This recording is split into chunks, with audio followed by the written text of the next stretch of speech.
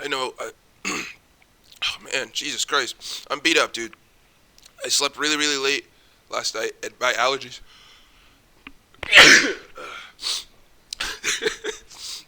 My allergies are acting up. Look, I want to talk about your thoughts. I have a couple things. So usually, I make these videos after I think about something, and then I write it down in my notes, and I'm like, okay, I'm going to talk about this later. So I wrote this down when I saw this Instagram reel by this guy with a bunch of tattoos on his face. Basically, he said, you have no control over your thoughts. And that means a lot. This implies a lot. I had conversations with a good friend of mine before about this as well, where he said, you have zero control over your thoughts. And I want you to understand what this means. If you have no control over your thoughts, that means that bad thoughts that enter your mind are a result of a state you're in right now. And I'll give you an example. I want you to think of something bad.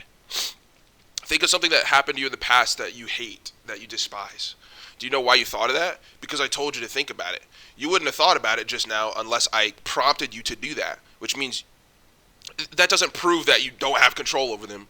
But I'm just giving you examples of, how your environment and the things that you present in front of yourself can influence your thought processes.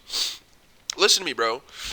With that in mind, the more you surround yourself with things that make you happy and things that make you content, the better your thoughts will be over time. And it kind of happens immediately. If you just allow things to be and don't get involved with things that aren't good for your spirit, you will be significantly better off. And once you understand this, once I understood this as of, the last 24 hours, I had a thought last night about, an ex.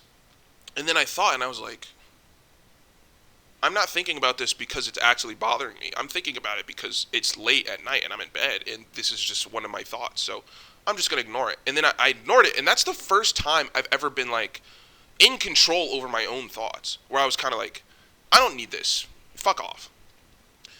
I'm going to try doing this more often. And I want you to too, because, dude, listen, I'm not an expert. I've done it one time. You know what I'm saying? I'm being honest. But, man, there's people who do this all the time. And I'm just discovering this.